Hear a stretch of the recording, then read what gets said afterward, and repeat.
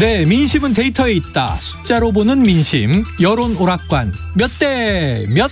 자, 허참 아니고 최참입니다. 자, 남성팀 배종찬 인사이트 K 연구소장, 여성팀 이은영 휴먼앤데이터 소장 두 분 나와 계십니다. 어서 오세요. 네, 안녕하세요. 안녕하십니까. 저도 마스크를 해야죠.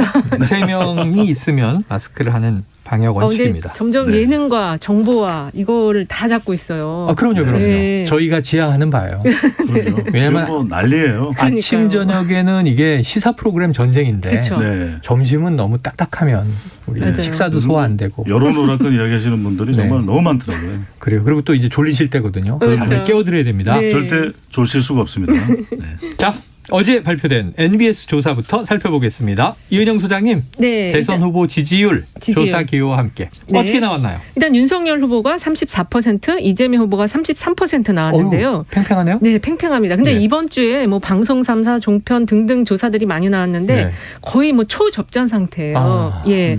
특히 이제 지난주랑 비교해 보면 윤석열 후보는 1%포인트 하락, 이재명 후보는 1%포인트 상승해서 지금 이게 조금 크로스가 일어나기 직전의 흐름이 아니냐 이렇게 좀 보여주고 있습니다. 크로스가 일어나기 직전. 네, 특히 이제 지금 20대는 아직은 이재명 후보가 윤석열 후보에 좀 뒤지는 그런 흐름을 보이고 있지만 이 30대 이상 그다음에 30대에서 50대까지는 지금 이재명 후보가 윤석열 후보를 앞서는 그런 흐름을 보이고 있어요. 네. 조사는 11월 29일 그다음에 12월 1일까지 총 3일 동안 진행이 됐고요.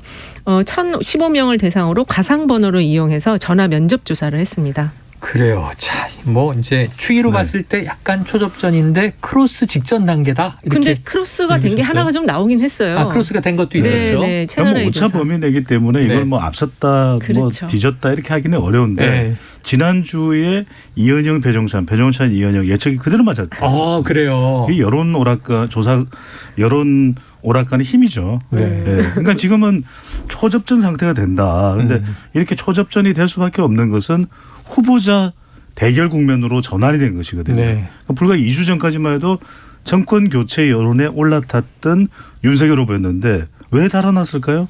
두 사람이죠. 하나는 김종인, 또 한 명은 이준석. 그렇죠.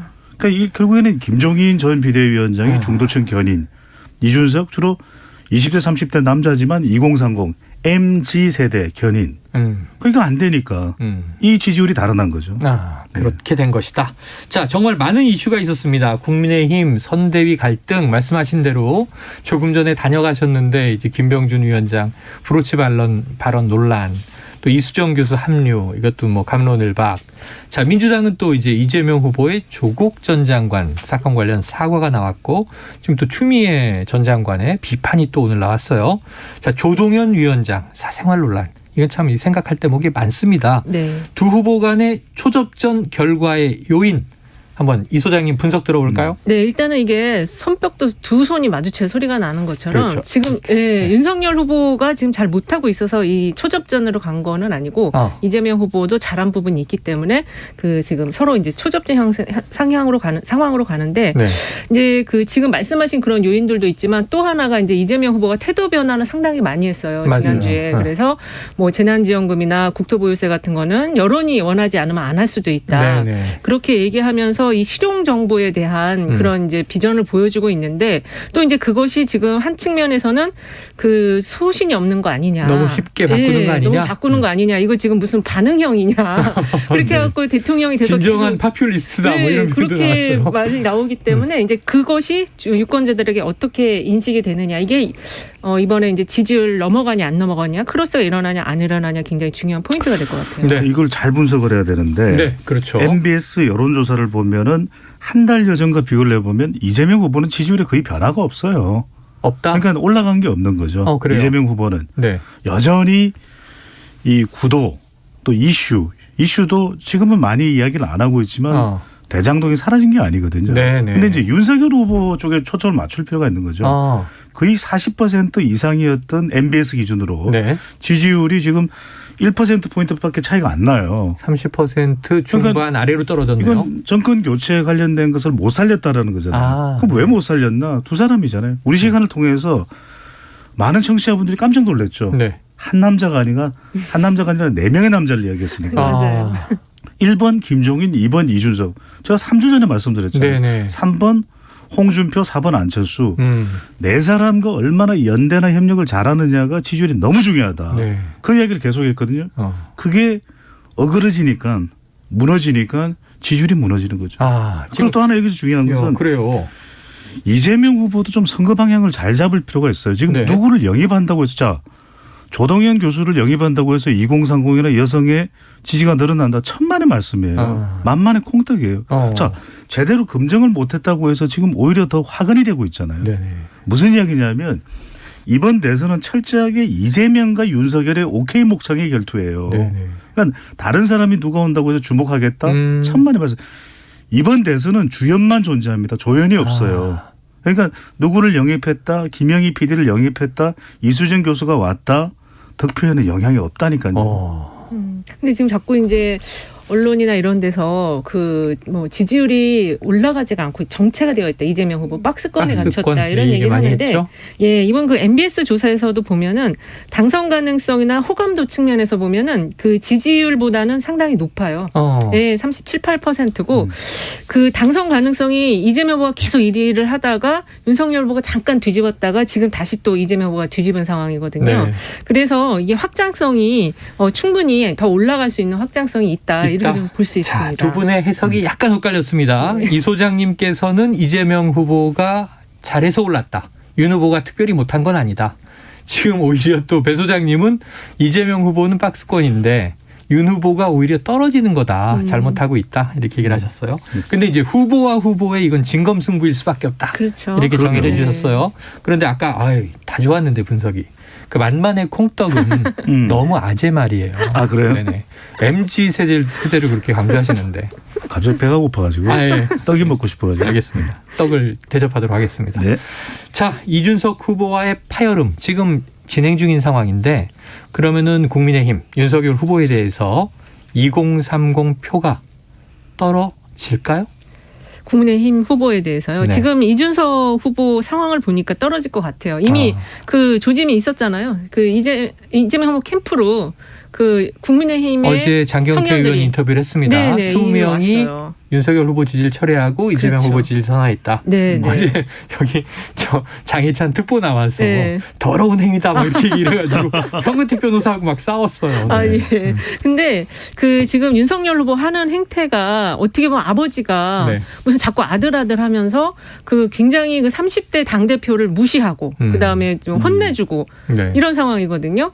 오늘도 지금 이준석 대표를 만나러 가겠다고 했다가 또 긴급회의 자기끼리 네, 소집해갖고 번복하고 이게 지금 너무 그 당대표를 놀리는 상황이 아닌가. 분명히 20, 30대가 화가 좀 많이 날 것 같아요. 이런 모습 자체가. 자, 그러면은 배 소장님께는 반대로 지금 민주당에서 어제 오늘 벌어진 조동현 위원장 일명 사생활 논란 표심에 어떤 영향 줄까요?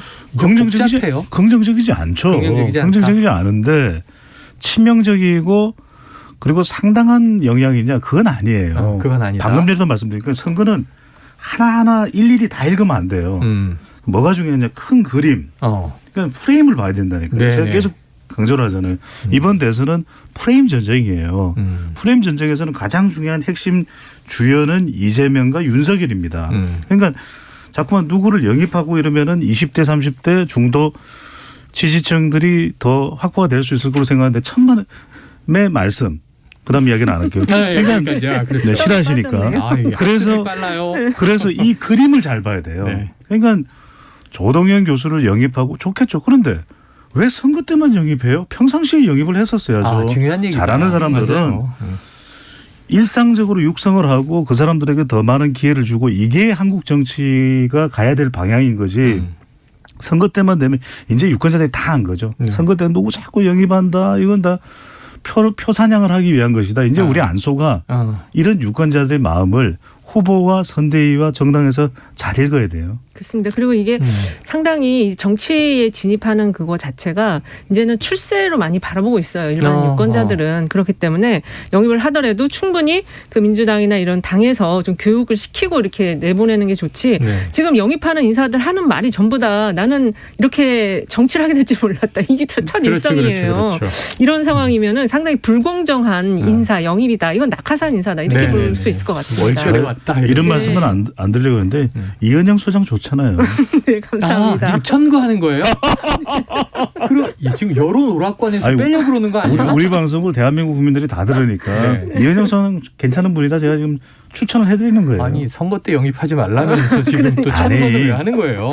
금정이 됐잖아요. 자, 여기서 지금 이제 질문 하나를 좀 여쭤보겠습니다. 네. 청취자분들 요즘 관심이 많으신 게 여론조사에 대해서 뭐 매일 듣고 있으니까 여론조사 방식에 대한 또 관심들이 많이 높아졌어요.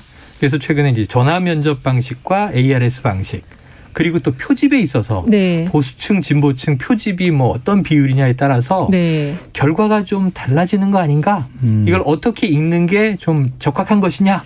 그러니까 이제 가장 진실거짓을 좀 얘기해 주세요. 예, 가장 좋은 거는 일단은 응답자 특성을 확인할 수 있어야 돼요. 네네. 그러니까 30대면 30대 남자인지 여자인지 확인이 돼야 되거든요.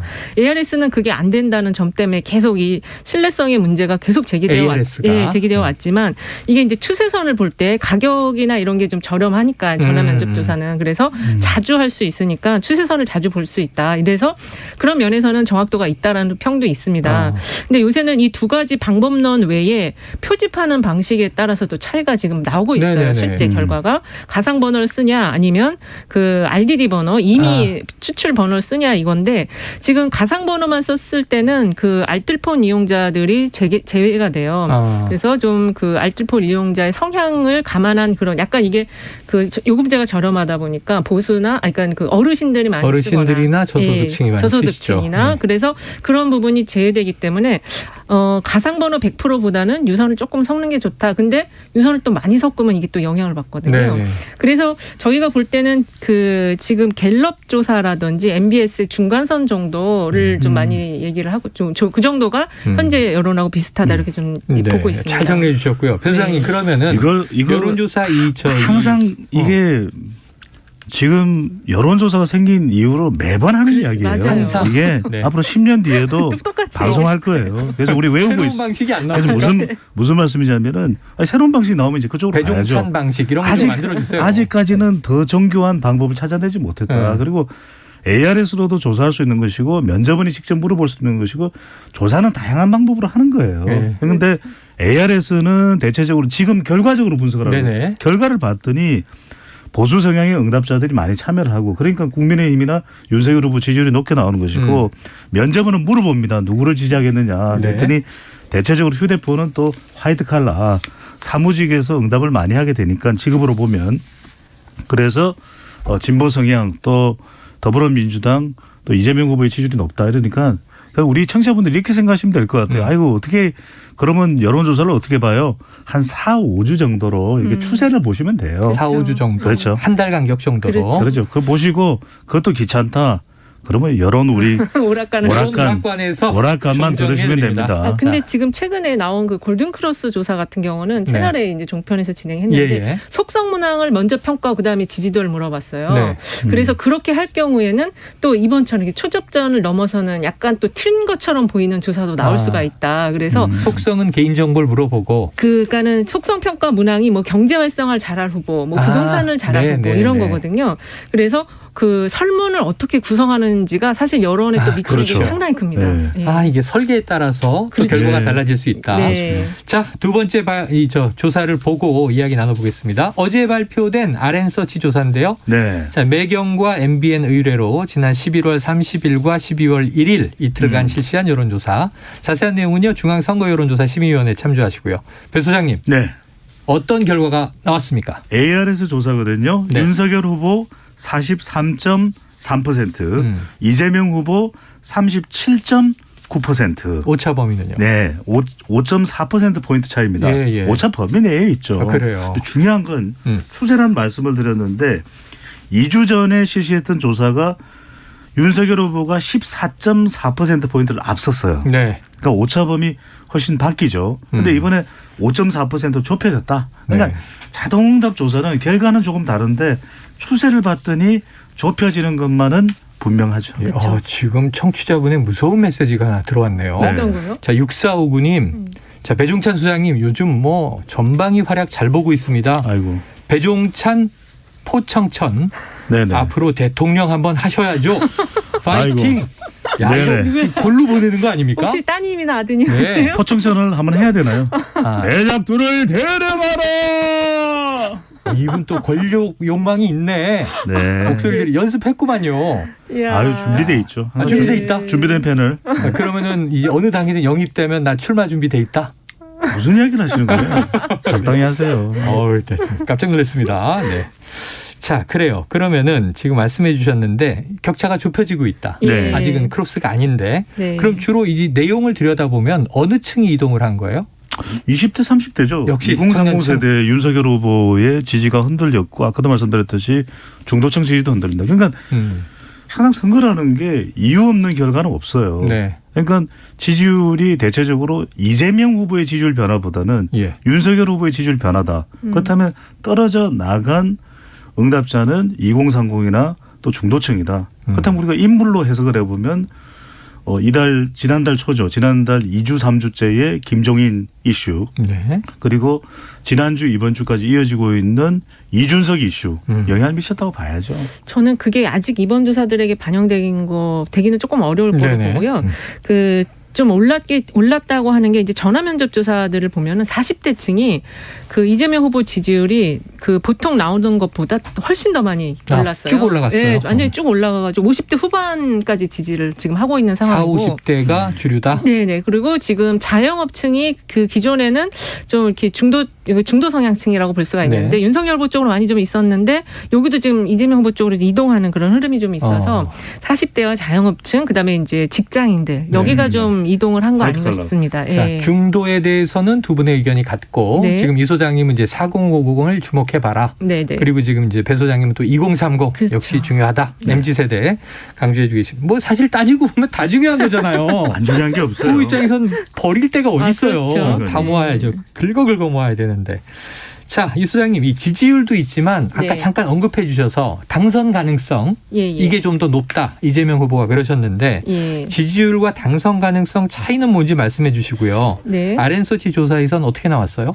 일단은 그 지지율과 당선 가능성은 이제 조금 더 내 생각보다 객관적으로 보는 전망을 당선 가능성이라고 하는데 이 당선 가능성이 이제 이재명 후보가 앞서는 것이 있다가 또 지금 좀 떨어지는 게 있다가 이 윤석열 후보가 앞서는 것이 있다가 이렇게 나오는데 그 이유를 좀 궁금해하실 거예요. 네네. 그 이유는 일단은 이재명 후보가 확장성이 있다. 앞으로 그래서 좀 더 그 잠재적으로 올라갈 것이다. 가능성 있는 표들이 있다 이렇게 볼 수도 있고 그 당선 가능성은 높지만 지금 지지율이 낮은 상황에 네. 대해서는 비호감도가 아직도 제거가 안 됐다. 그래서 이게 여기가 지금 막혀 있는 거다. 이렇게 두 가지 이 이야기가 있어서 제가 볼 때는 저는 이제 좀 잠재적인 가능성이 큰 쪽으로 보고 있는데 요거는 이제 앞으로 후보의 일정과 메시지가 영향을 미칠 것 같아요. 앞으로 어떻게 하느냐 그렇죠. 달려있다. 네. 그러니까 지금 배 소장님하고 네. 이 소장님 두 분이 출마했다면 네. 나는 이 소장님 지지지만 네. 판세를 객관적으로 보니까 배 소장이 될 것 같다. 그렇죠. 이렇게 응답을 한다는 그렇죠. 거죠. 그렇죠. 근데 그 차이가 얼마 안 나요. 얼마 안 나요? 거의 없어요. 점점 그러니까 좁혀지고 있어요. 그것도. 지지율도 별로 차이가 안 나고 있고 좁혀지고 있고 당선 가능성도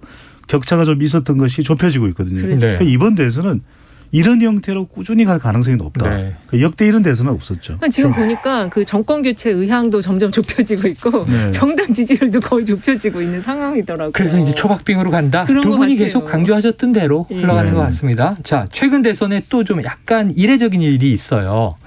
후보만큼이나 배우자에 대한 관심도 뜨거워지고 있더라. 최근에 있었던 아까 언급됐죠? 채널A 조사에서 대선 주자 배우자 호감도와 비호감도 조사가 나왔더라고요. 있었습니다. 자, 이재명 후보 배우자 김혜경 씨, 윤석열 후보 배우자 김건희 씨 호감도와 비호감도 어땠습니까? 네.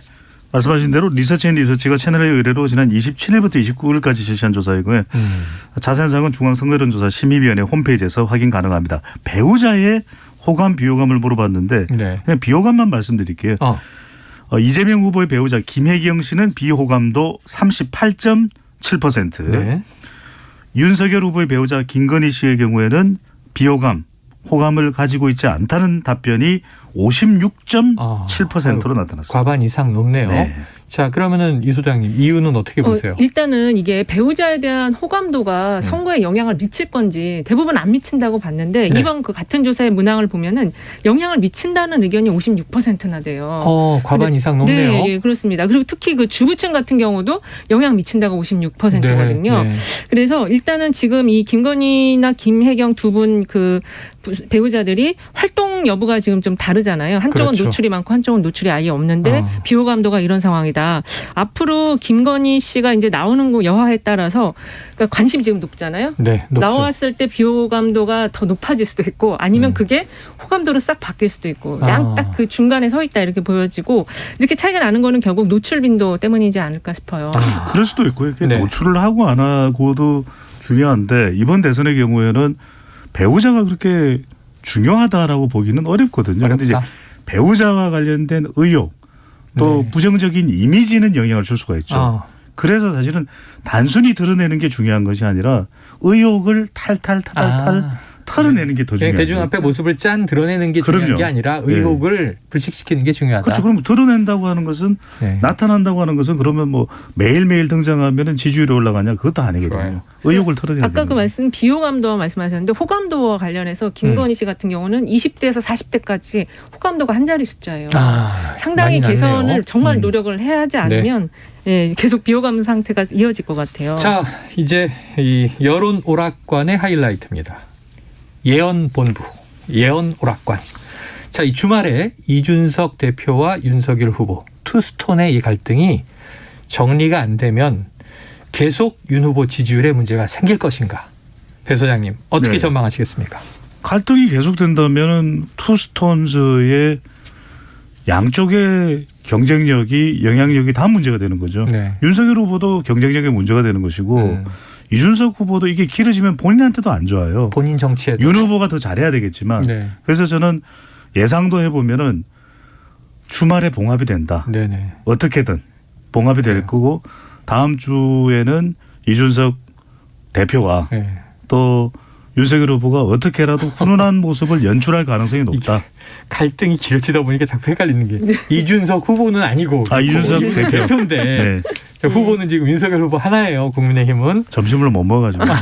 네. 네. 일단은 이준석 소장님은요? 대표가 지금 뭐 공개 자맹이라는 이상한 또 신종 태업이에요. 공개 이게. 자맹. 공개 자맹. 야, 모순적인 네. 어법이네요. 근데 지금 공개 자맹을 하면서 계속 인터뷰를 하고 언론과 계속 접촉을 하고 SNS 있거든요. 올라오고. 네, 그래서 이걸 빨리 봉합을 진짜 이번 주에 시키지 않으면 골든 크로스가 저는 우리들은 이제 좀 다음 주에 한두 개 정도 나오면서 이제 신년 랠리 때 이제 이게 좀 이어지지 않을까 보고 있는데 그 시기가 앞당겨질 수도 있다. 예, 새해로 예상하고 있었는데 네. 연말이 될 수도 연말이 있다. 될 수도 있다. 크리스마스 랠리인가요? 그렇죠. 거의? 산타 랠리. 산타 랠리? 네. 주식시장하고 지금 밀색이는데. 자, 그렇다면 지금 이 민주당의 경우에도 악재가 있어요. 조금 전에 언급했죠. 조동현 교수의 이제 사퇴 의사 수리되진 않았지만 주말에 이제 송 대표와의 어쩌면 대면 면담을 거쳐서 결정이 나올 것 같은데, 자, 이재명 후보 지지율에 영향 배 소장님 줍니까? 주겠죠. 뭐 1%라도 0.5%로 주겠죠. 하지만 치명적이진 않지만 치명적이진 않다는 말씀드렸죠. 약간 준다. 네. 자, 저도 같은 의견이세요? 예, 저도 주긴 줄 건데 치명적이지는 않다. 그리고 아마 요거 지금 이미 사임을 했고요. 네. 그리고 이제 그거에 대한 후속 논란들이 좀 있지만 그냥 잔잔하게 이게 불이 잔불 꺼지듯 꺼질 잔불 것 꺼지듯 같아요. 한 것이다. 네. 자, 오늘의 핵심 마지막 예언입니다. 다음 주 이재명 대 윤석열 누가 우위입니까? 다음 주는 이재명 후보가 조금 우위가 갈 것 조금 같은데요. 뒤집어질 예. 가능성이 있다. 예, 1-2% 정도 내에서 뒤집어질 수 있을 1, 것 2% 같아요. 정도 내에서. 그러니까 네, 오차 범위 내에서. 그렇죠. 네. 네. 비슷한데 약간 추이가 올라간다. 예, 예. 배 소장님은? 저는 이재명 후보가 앞서는 조사도 뭐 나올 테고. 네. 근데 이번 주보다는 많을 것 같아요. 이번 주보다 많아진다. 이번 주보다는 그 숫자가 많고 네. 윤석열 후보가 앞서는 조사도 자동응답 조사 위주로 있을 것이다. 그래요. 자, 청취자분들은 회초리를 준비하고 다음 주 금요일을 기다려주시면 되겠습니다. 자, 여론오락관 몇 대 몇? 지금까지 배종찬 인사이트K 연구소장, 이은영 휴먼앤데이터 소장과 함께했습니다. 두 분 오늘도 즐거웠습니다. 네, 감사합니다. 감사합니다. Splish splash, I was taking a bath.